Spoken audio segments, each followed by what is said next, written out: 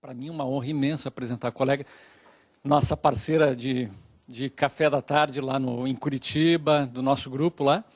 E a doutora Giovana é mestre pela Universidade Federal do Paraná, além de juíza federal, está em matéria civil, né, Giovana? E vai falar, o tema é Nota sobre o regime dos portos brasileiros, que, salvo engano, foi tema da tua da dissertação e que tem um artigo que resume naquele livro que o doutor Bruno nos passou. Então, deixo aos senhores uma pessoa muito mais qualificada do que eu para falar sobre um tema tão espinhoso e tão difícil quanto esse dos portos. Muito obrigado. Por favor. Obrigada, Apio. É um prazer estar aqui junto com vocês, dentre amigos, colegas de faculdade que não chegou aqui, deve estar no café, colegas de concurso, colegas da própria Justiça Federal, minha juíza titular. Eu não sei se isso foi bom ou foi ruim, eu descobri que os desembargadores ficam assistindo a apresentação na salinha deles, o que de um certo modo, é bom porque eles não ficam aqui, mas é constrangedor porque a gente parece o Big Brother, isso daqui. Mas, de qualquer forma, peço também desculpas para os senhores por eventuais falhas de oratória. Tá?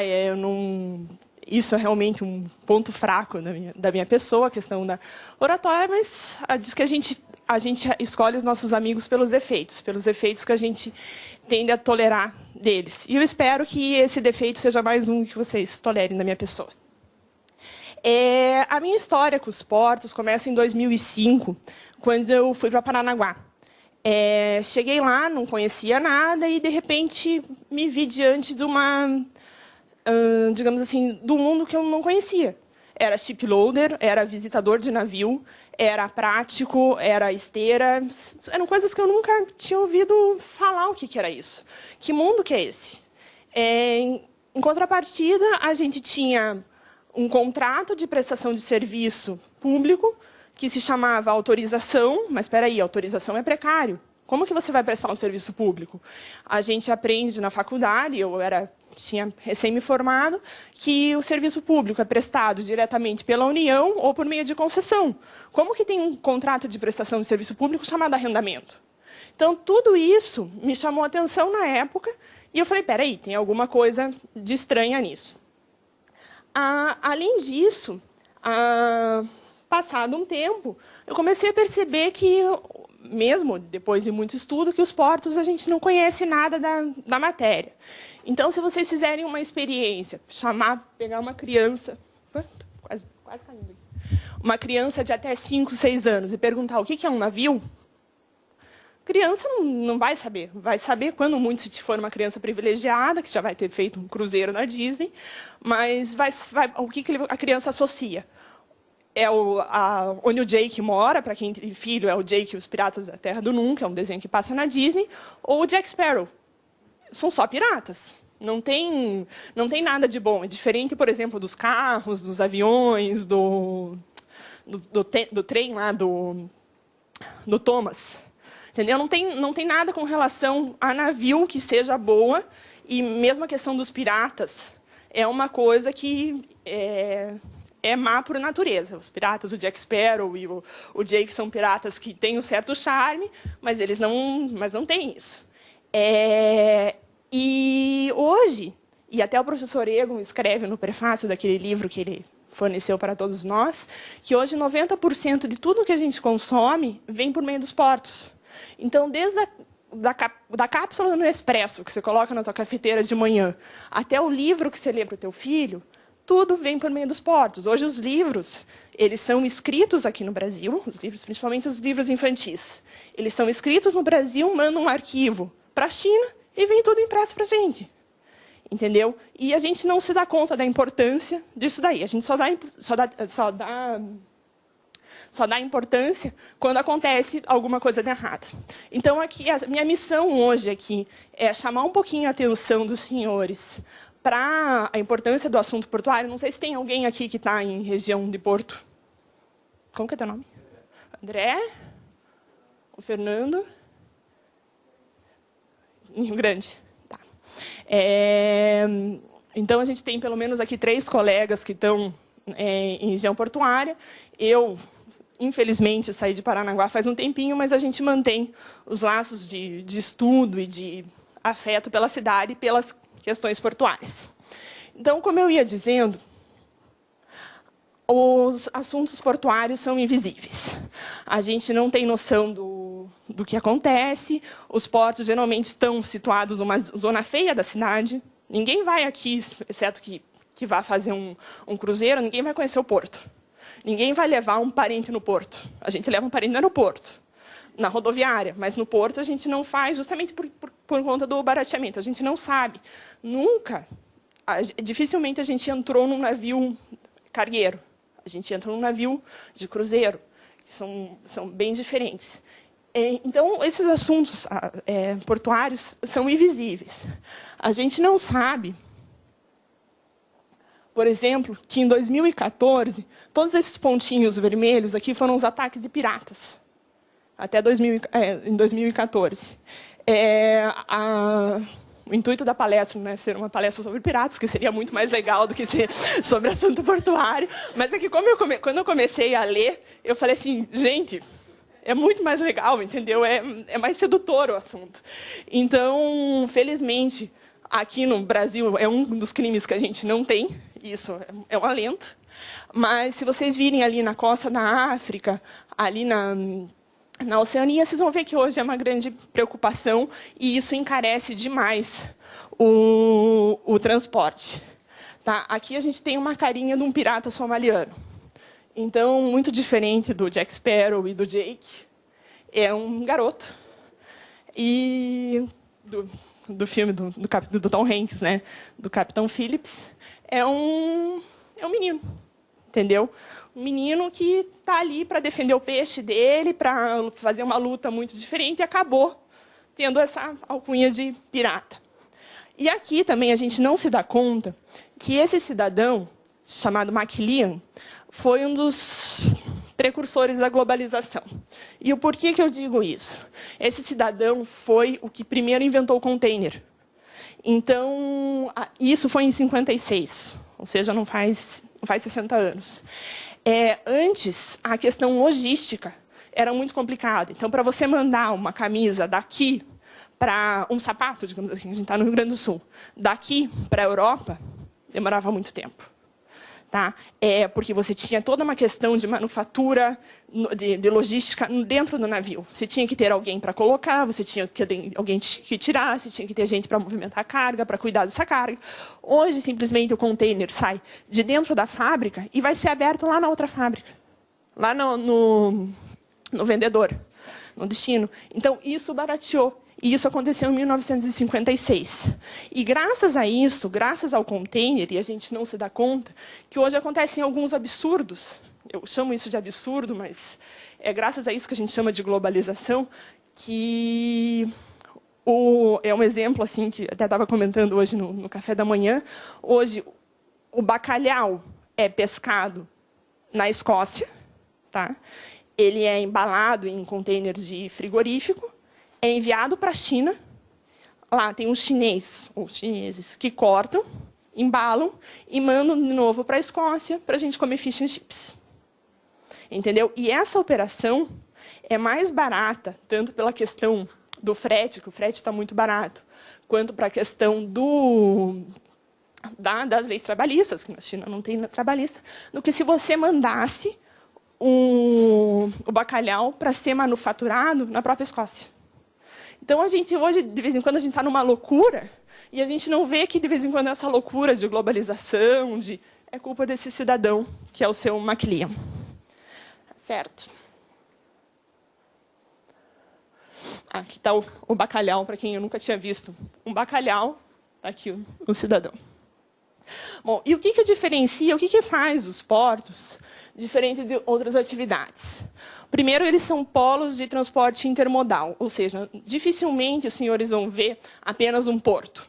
Ao redor do porto tem uma rodovia, tem uma ferrovia, e eles são sempre zonas de confluência. Então, hoje, por exemplo, a soja, para vocês verem como congrega os meios de transporte, a soja que é colhida no oeste do Paraná vai para um silo em Cascavel, Guarapuava ou Ponta Grossa.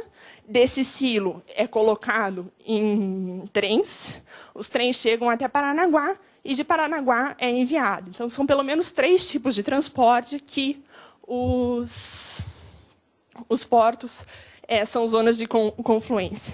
E aqui a gente tem a estrutura portuária. Eu peguei o desenho de Paranaguá, que então tem os piers, as docas, o armazém, ali os terminais. Então, lá atrás tem o terminal de automóveis, o terminal de containers, o corredor de exportação. Aqui, para esse lado que não coube na foto, eu não fui competente para achar uma foto decente, a parte de fertilizantes e de líquidos. Aqui, outra foto, é o 5º maior porto do mundo, o Porto de Roterdã, que tem 40 quilômetros de comprimento. Então, começa lá, eu peguei estava vendo uma foto do Google, no Google Earth, 40 quilômetros de comprimento é muito grande, a gente não consegue nem imaginar. E aqui, o maior porto do mundo, que é o Porto de Xangai.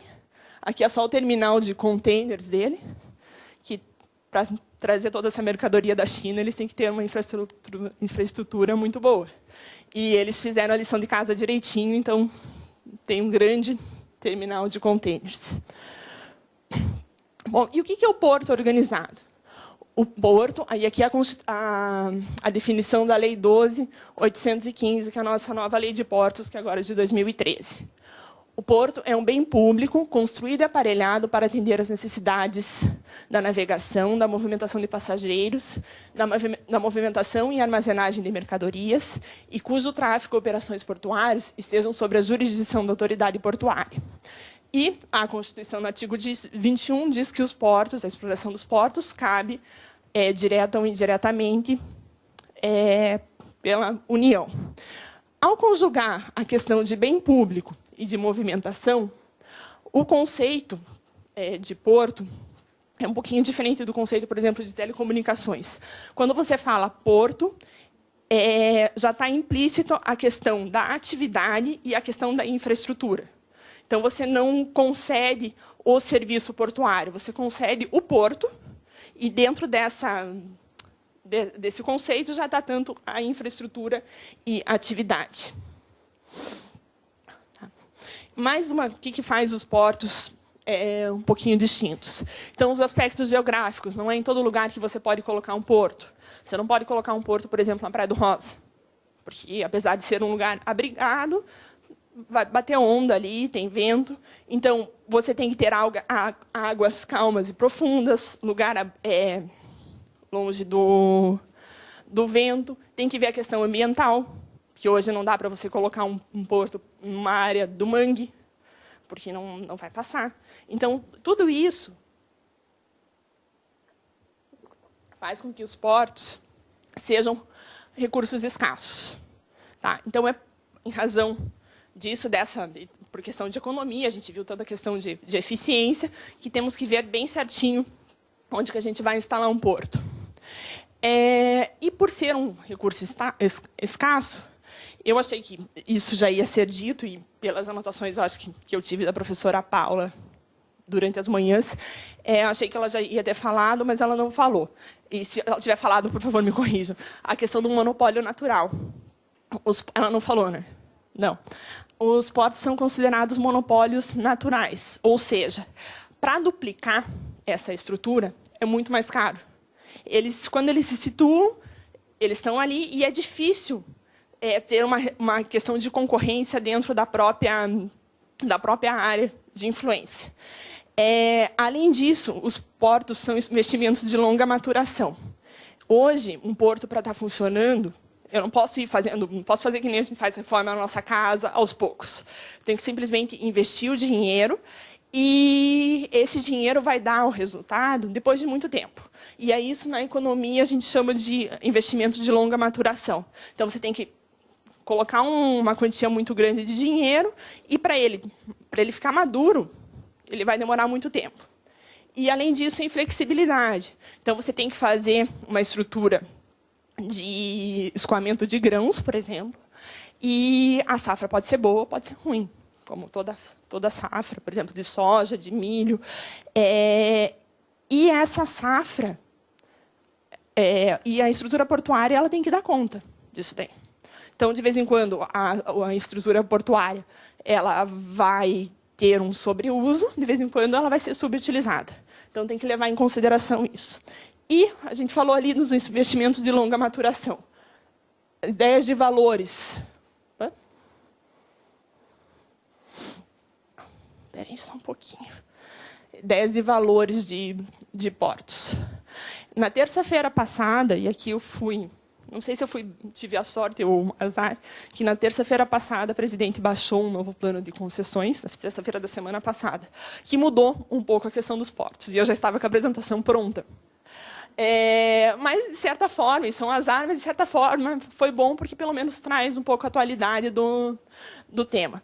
Então, os terminais de uso privativo, e aqui eu já vou fazer a diferenciação, então, só esse ano vão ser 329 milhões investidos nesses terminais só na região sul. Eu peguei só os dados do sul. Aqui são os terminais que estão em funcionamento, quase 15 bilhões de investimento. E aqui não é nem o preço da concessão, é o preço que o particular está colocando para construir aquele bem. Então, 15 bilhões em um ano é um ano passado, né, que foi em funcionamento, é bastante. E aqui são os contratos de arrendamento, então são 24 pedidos de análise de arrendamento só de prorrogação, quase 11 bilhões no Brasil inteiro. Então, são investimentos altos, tem que ter uma regulação forte sobre eles. E quando a pessoa vai, eu digo, os grandes agentes do mercado, eles vão escolher sobre qual modo eles vão atuar, eles falam, bom, eu Vale do Rio Doce, eu vou usar um porto público para escoar mercadoria, ou eu vou criar um porto? Porque pode ser mais barato eu criar um porto. Eu configurar, fazer a arquitetura de um porto, geralmente com as minhas necessidades. Então, Vale do Rio Doce, tenho uma jazida lá no Pará. Para mim, pode ser melhor construir um porto aqui perto do que pagar um transporte para ir, por exemplo, para um porto já existente no Maranhão. Entendeu? Então, todas essas decisões, elas existem e são levadas em consideração pelo regulador, no caso, o nosso regulador é a ANTAQ. Aqui eu cito as duas principais empresas que são detentoras de terminais de uso privativo, que são duas empresas que a gente conhece, a Vale e a Transpetro, que elas são responsáveis, com exceção dos containers, elas são responsáveis por grande parte da movimentação nos portos privados, agora eu coloco privados entre aspas, que a gente conhece, e elas são as empresas que realmente têm cacife para ir lá e construir um terminal portuário. Afora isso, se o agente, digamos assim, do mercado não for tão grande, ele pode escolher, se ele quiser falar, não vou construir no meu porto porque fica muito caro. Ele pode escolher o porto que vai utilizar. E aqui é muito interessante, porque eu falei há pouco que os portos configuravam um monopólio natural. Sim, eles são um monopólio natural naquela área. Mas, então, dificilmente 2 portos em Paranaguá seriam sustentáveis.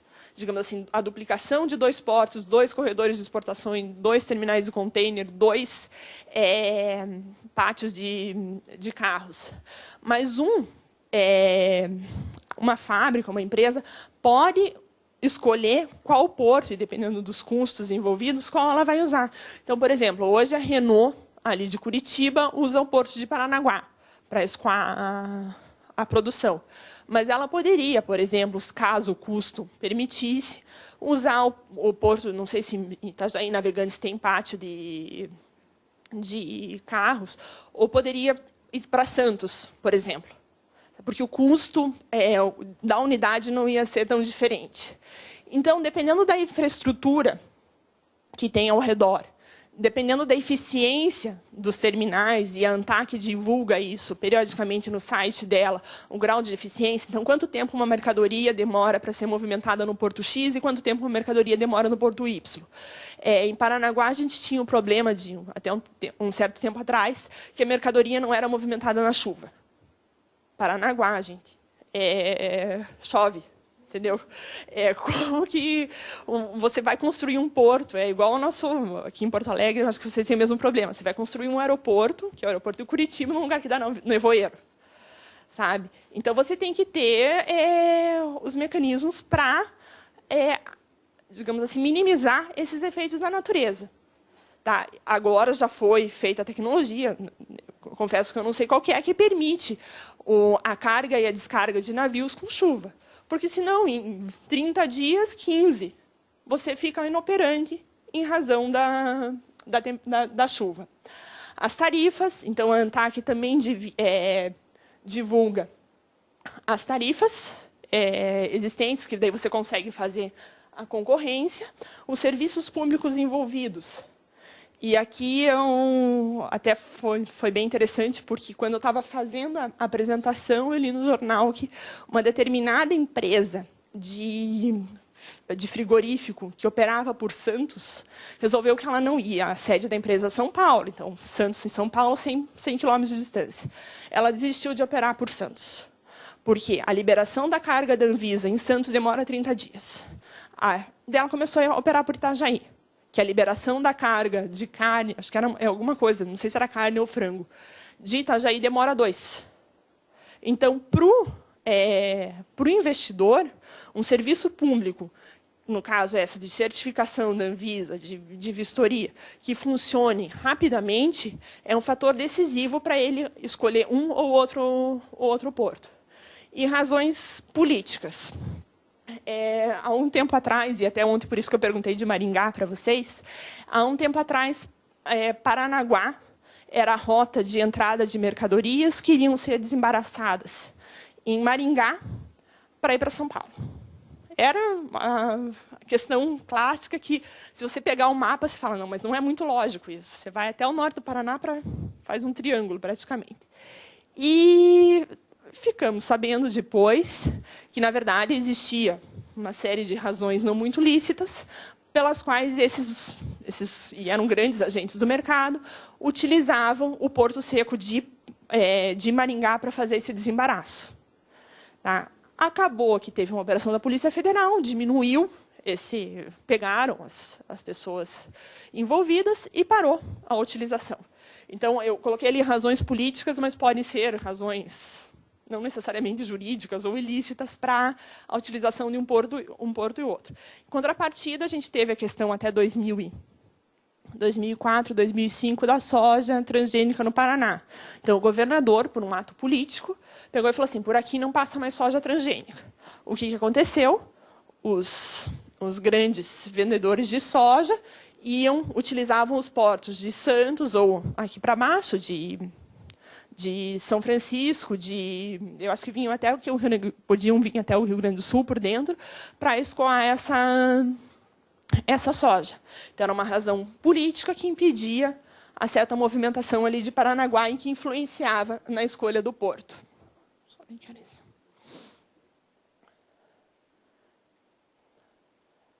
Tem meio rápido. Nossa, foi. Tá. E como eu disse para os senhores anteriormente, quando eu cheguei em Paranaguá, a gente tinha recém passado no concurso, me deparei com uma realidade nova. Como assim uma autorização de serviço público? Mas a autorização não é aquele ato precário que é dado para você exercer alguma atividade? Como que você vai dar uma autorização de serviço público para uma pessoa investir 100 e poucos milhões, que foi o que eu coloquei ali, num terminal de uso privado?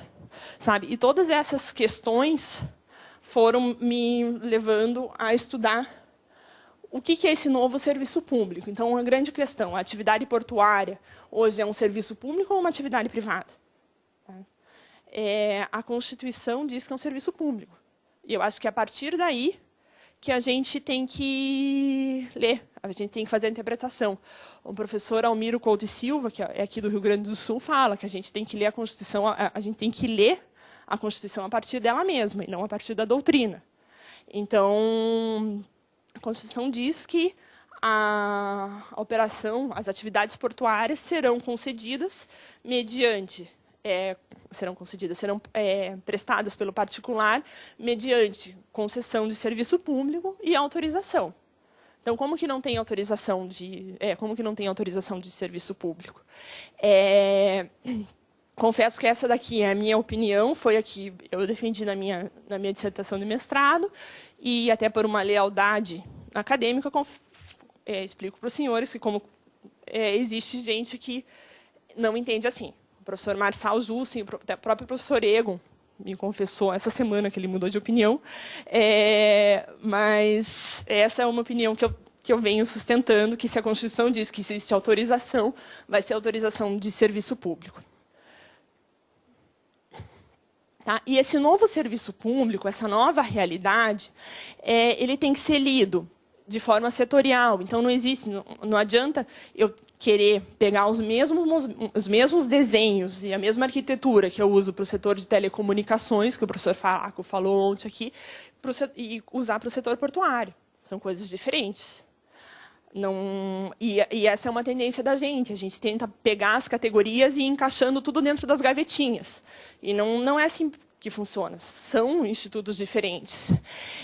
Ele tenta conciliar o interesse público com o interesse privado, esse novo serviço público. E aqui que está a grande diferenciação, e por isso que eu entendo que existe a autorização de serviço público, ela utiliza práticas de direito público, então, por exemplo, um desconto, uma oferta, uma liberdade tarifária, para atingir uma finalidade pública, que é o escoamento da mercadoria. Tá, a autorização portuária é um ato vinculado, então a pessoa faz o pedido para a ANTAC, para a autoridade competente, mediante o cumprimento de certos requisitos. Ela é polissêmica, ou seja, podem existir vários tipos de autorização. Não existe um tipo. Se vocês forem no site da ANTAC, vocês vão ver que existem vários tipos de autorização. Ela constitui os direitos de exploração de determinado bem.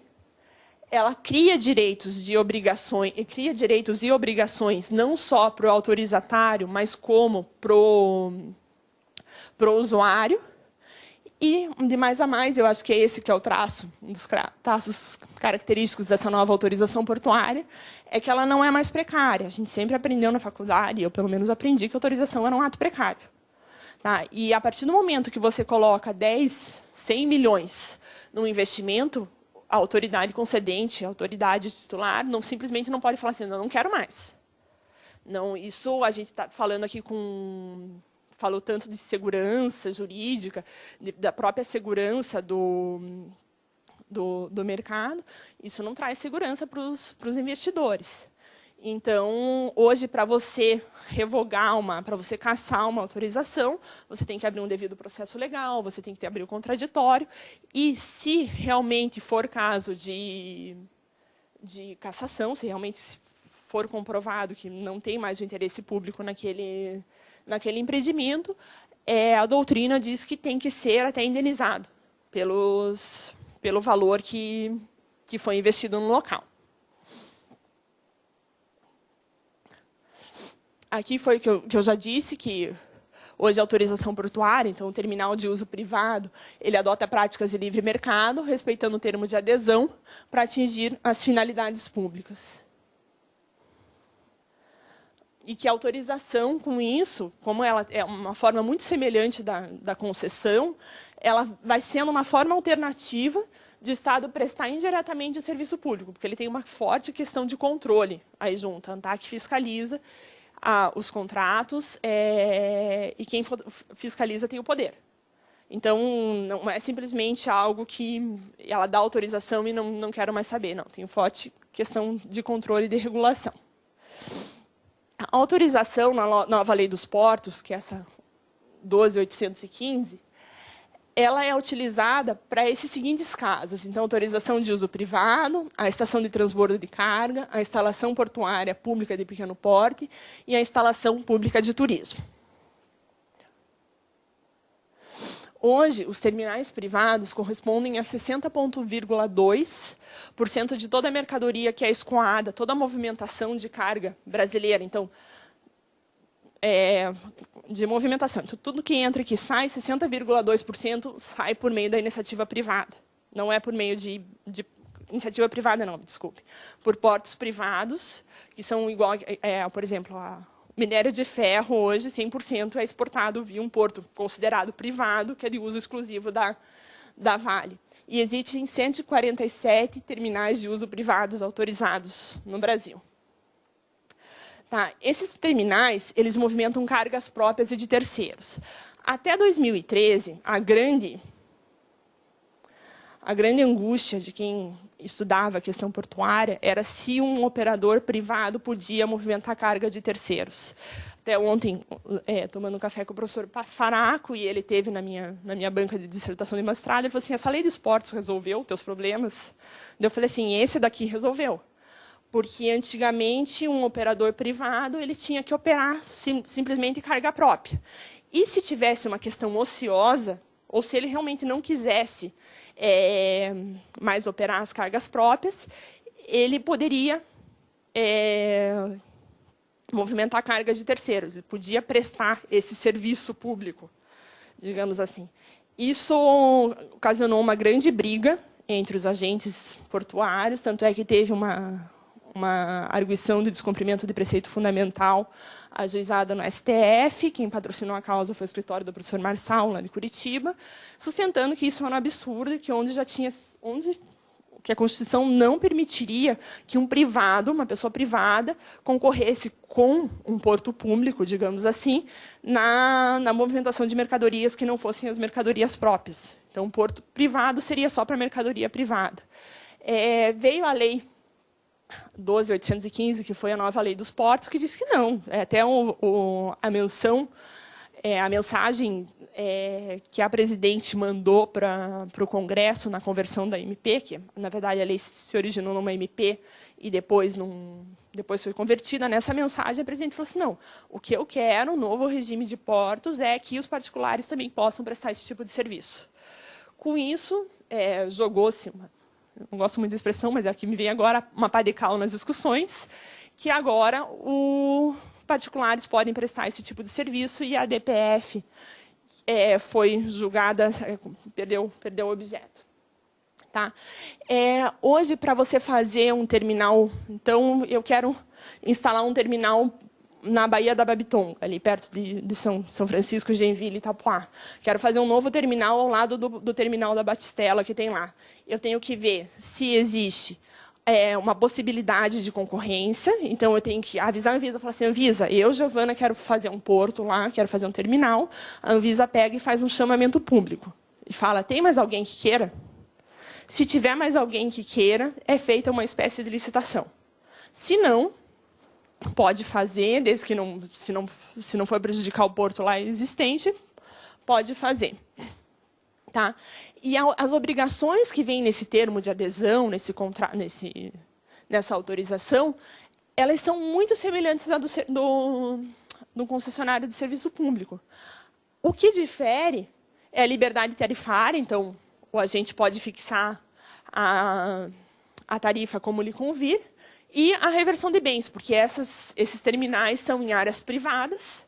Então, se acabar o contrato, não tem por que o bem ser revertido para a União. Deixa eu ver como eu estou de tempo. Além disso, o prazo dessas autorizações são 25 anos, prorrogáveis sucessivas vezes.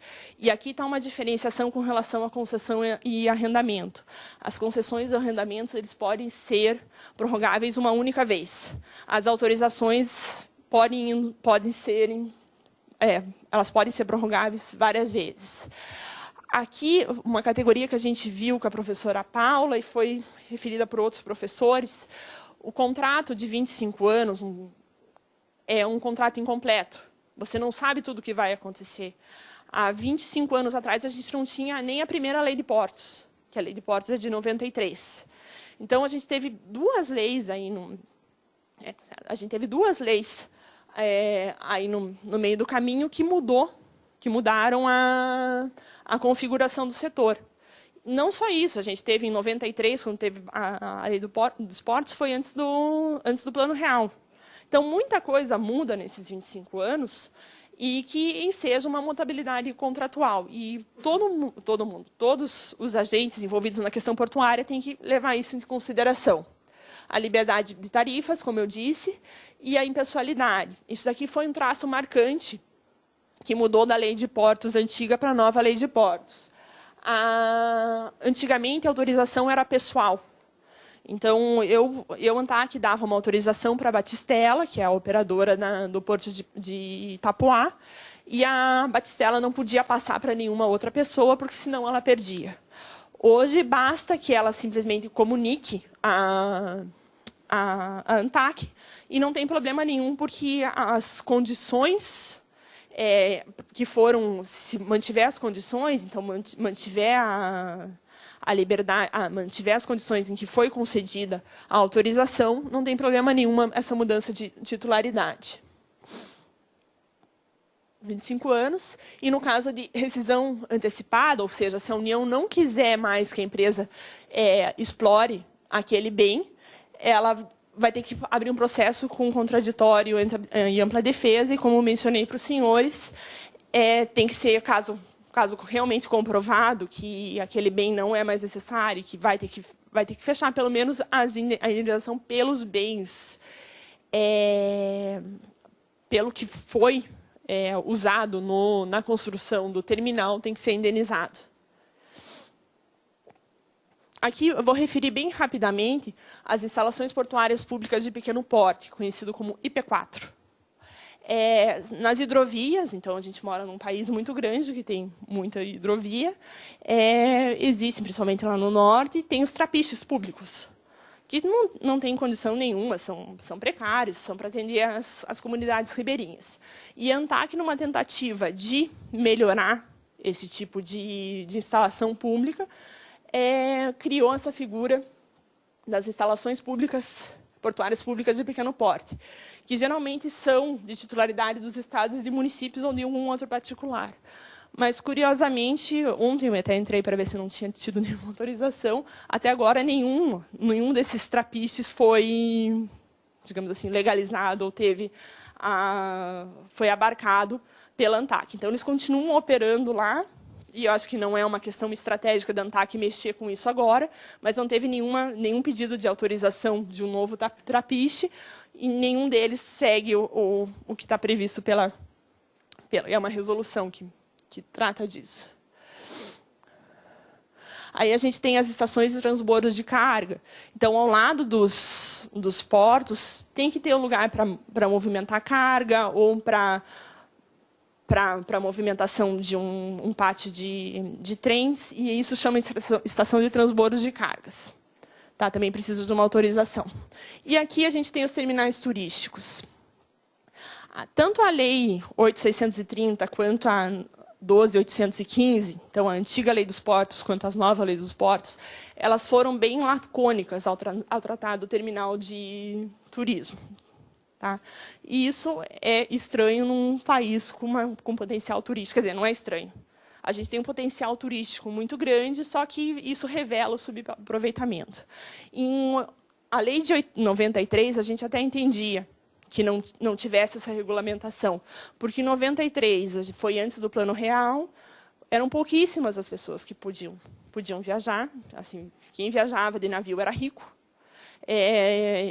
Não tinha o porquê fazer uma regulamentação de algo que não era usado. Agora, chamou a atenção de todos os operadores a lei de 2013 ser econômica também, porque em 2013 a gente já tinha uma profusão de cruzeiros que fazem a cabotagem no nosso litoral, sobretudo nos meses de verão, e eles simplesmente falaram, não, existem esses terminais. E ponto.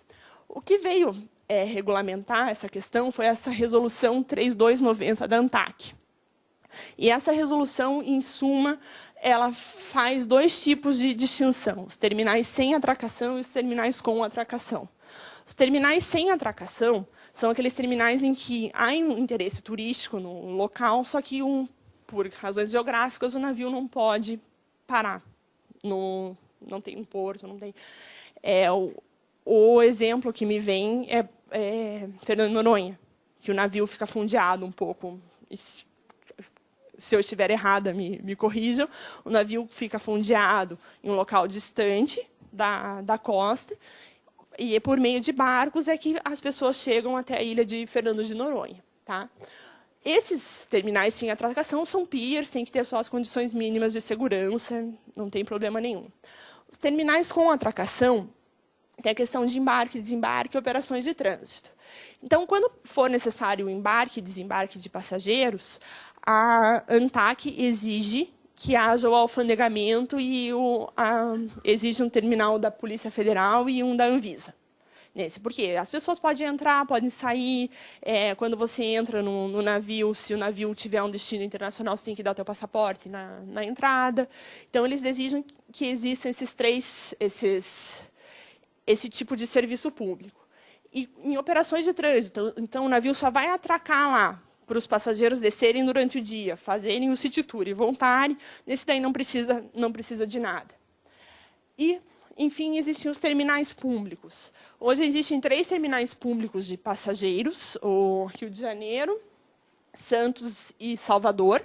Tá? E esses terminais eles não têm uma estrutura jurídica ainda definida. Então, eles se apropriaram desses terminais privados, que são esses com atracação, para fazer o desenho, para fazer essa arquitetura regulatória dos terminais públicos. É um setor muito deficitário. A CVC, né?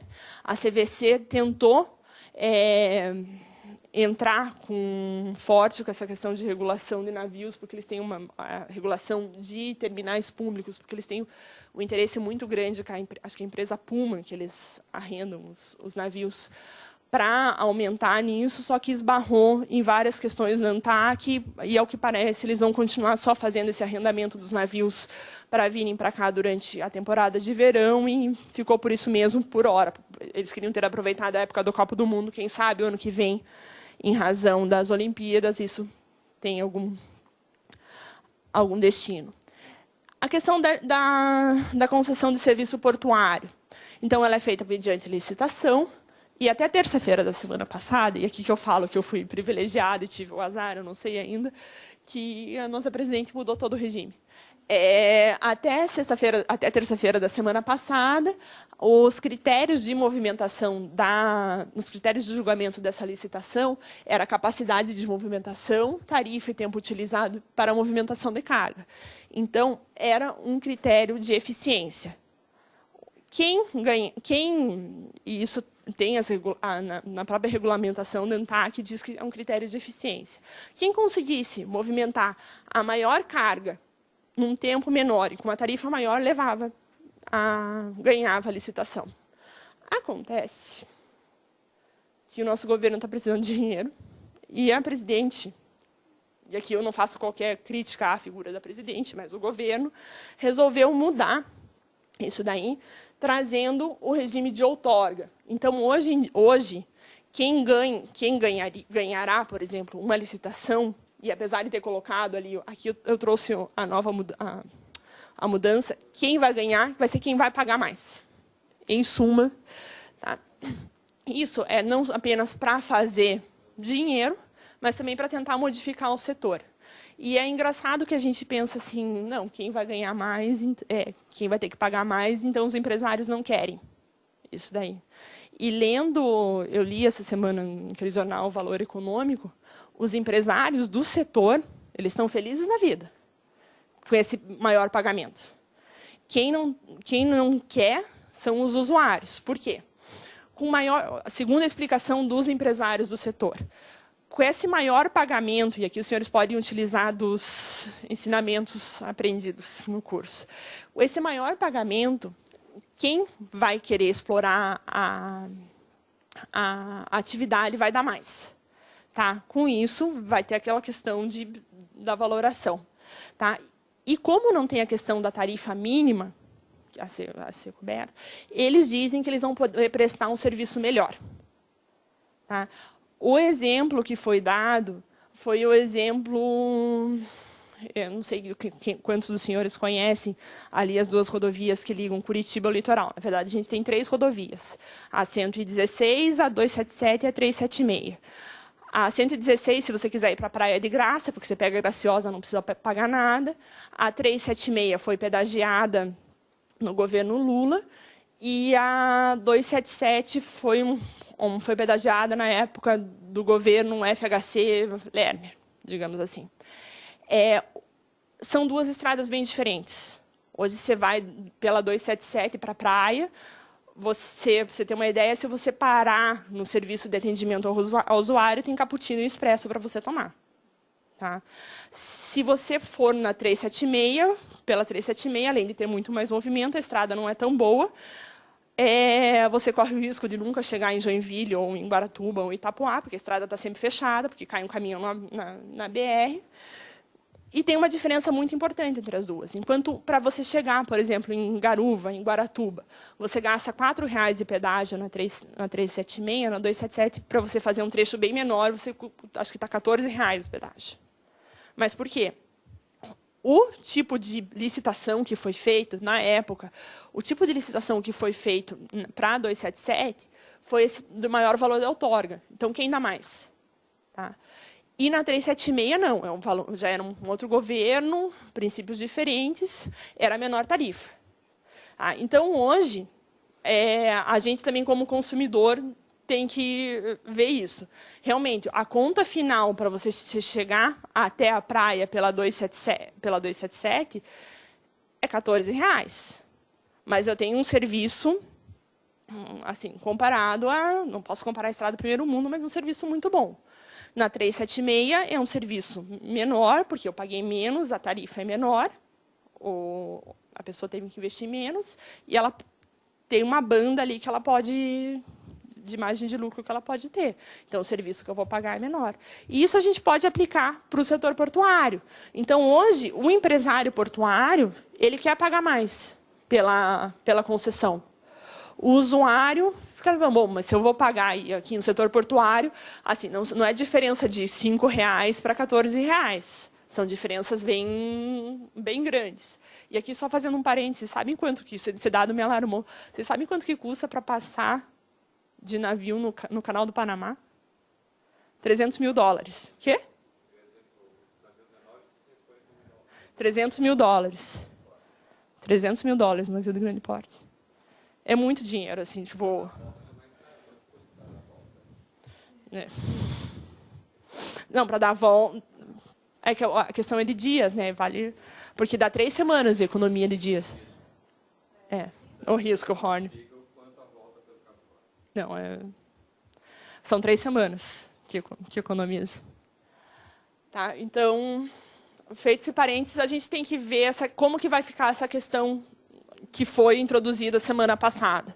E também, só a título de curiosidade, semana passada, na sexta-feira, eu conversei com a pessoa que me disse isso, mas no próprio dia 8 de junho, saiu também a primeira lei regulamentando arbitragem, a primeira lei.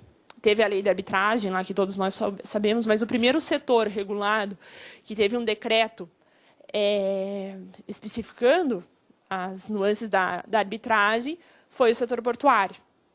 Tá, então, juntamente com essa lei que mudou os critérios de concessão, teve essa lei especificando a arbitragem, que pode ser, eu digo assim, pode ser bem hipoteticamente, um indício que realmente agora vai ser feita alguma coisa no setor. As concessões, a licitação, ela é parecida, bem parecida com o RDC. A única coisa é que no RDC a pessoa que vence é chamada para negociar o valor depois que tem um ganhador. E aqui nas concessões não, nas concessões portuárias, alguns agentes, os que estão com o melhor preço, são chamados antes. Há uma possibilidade de ser feito PPP, mas hoje, como a gente não tem nenhuma PPP no serviço público federal, no setor portuário, acho que vai demorar mais um pouquinho. E esse é o decreto que regula toda a questão das concessões, que é o 8333 de 2013. Tá? O arrendamento. O que é esse arrendamento? Então, como eu disse para os senhores, quando eu cheguei em Paranaguá, eu falei assim, não, ninguém me ensinou o que era esse arrendamento na faculdade. Para mim, arrendamento é quando tem um bem público que não é usado e a União vai lá e deixa alguém explorar economicamente. Na verdade, é mais ou menos isso. O arrendamento ele fica dentro do polígono do porto, é uma área que fica dentro do polígono do porto que não está sendo utilizada. Tá? É uma forma de aumentar a eficiência da área portuária. Tá? Ele pode ser operacional e não operacional. Então, você pode construir, o operacional é ligado às questões portuárias, e o não operacional é, por exemplo, eu quero construir uma igreja, uma quadra de... uma escola, uma quadra de basquete. Quem conhece Paranaguá, o Santuário do Rocio, ele fica considerado um arrendamento não operacional, que ele fica dentro da área do porto, fica bem do lado do terminal de álcool do porto, e ele é um arrendamento da APA para a Mitra, né, para a Igreja Católica. Tá? E esse arrendamento, eles, na verdade, são 2 contratos em um, porque, na verdade, ele outorga o direito da pessoa explorar o bem, mas ela também confere o direito de prestar o serviço público. Então, é uma espécie de concessão, só que com outro nome. Tanto é que os encargos são iguaizinhos aos do concessionário, não tem liberdade tarifária, ou seja, é um serviço público concedido, e, no caso de extinção do contrato, há reversão de bens, porque está numa área, num polígono de bem público da União. Tá. Aqui, só ver como que eu estou, né? Aqui a questão nem sei se está lendo para ler, da mutabilidade do arrendamento. Então, são contratos, como a gente mencionou na questão da autorização, são contratos de 25 anos, prorrogáveis apenas uma vez. Então, aqui tem o traço distinto, um dos traços de distinção entre autorização e arrendamento. Tá. As cláusulas financeiras, os direitos e deveres que são inerentes. E aqui a gente tem uma grande discussão, e hoje... e aqui eu já vou finalizando, por que a gente estuda direito portuário? Por que nós, juízes, estudamos direitos portuários e por que é importante? Porque pode ser, e existe um grande indicativo que aconteça isso, que agora, daqui 2 anos, vão começar a terminar os contratos de arrendamento que foram feitos na lei de 93. E essas... 2003... daqui 2, 3 anos.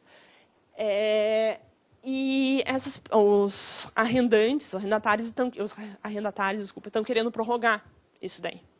Tá? Estão querendo prorrogar a qualquer custo, mesmo sem interesse da União, eles estão querendo prorrogar.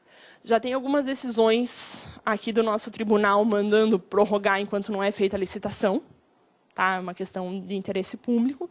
E tem outra nuance interessante nessa questão da limitação dos arrendamentos, é o seguinte: hoje em dia, para você fazer um arrendamento, a União não despende nada. Então, se você quiser arrendar uma parte lá do Porto de Paranaguá, você simplesmente vai pagar mais para a União. Vamos supor que a empresa queira e arrendou para investir, sei lá, X milhões. Vamos supor que a empresa queira aumentar a capacidade daquilo lá. Tá? E aumentar, a gente tem um caso que foi julgado pelo TCU, aumentar em 142 vezes a eficiência a movimentação de carga do terminal. É preciso fazer nova licitação ou não? Se foi um terminal que foi arrendado para movimentar 100 milhões de toneladas de milho, e o arrendante tem uma tecnologia hoje para movimentar 400 milhões de toneladas mês, digamos assim. Ele precisa de um novo arrendamento, ele precisa de uma autorização TC1? A resposta é que o próprio Tribunal de Contas disse que é não. Então, aumento, e isso é uma questão de eficiência, aumento de carga, mudança de carga, aumento até mesmo na área arrendada, desde que não invada a área do outro, é claro, mas na quantidade de pavimentos construídos, isso não está sujeito a essa limitação de 50% que tem na lei de licitações, que é possível na modificação do contrato. Então, isso é bem importante para incentivar a eficiência do setor e sempre procurar movimentar mais carga ao menor custo possível. Tá? E eram essas minhas considerações. Eu peço desculpas já por tratar de um tema que não é sedutor. Eu confesso que ninguém estava falando com a Sayonara hoje de manhã. Ninguém acorda e fala, vou estudar direito portuário hoje. Direitos humanos fundamentais, a gente estava falando de sigilo. São assuntos bem mais sedutores. Mas é justamente por não ser um assunto tão sedutor que eu acho que me motivou a estudar isso e verificar que tem a sua certa importância. Agradeço, senhores, peço desculpas pelo eventual e constatado nervosismo e fico à disposição, daí aqui está meu e-mail, para qualquer dúvida e pergunta. Tá bom? Obrigada.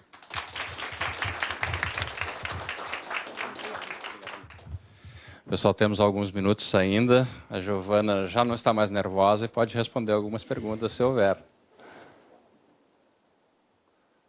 Por favor. Peraí, que eu combinei com a moça que eu vou passar o controle. Só, eu não entendi bem, o arrendamento em volta da área do porto, ele é feito para outras empresas? Você citou até o caso da igreja, né? Que fica... Não, mas o arrendamento ele é sempre na área do porto.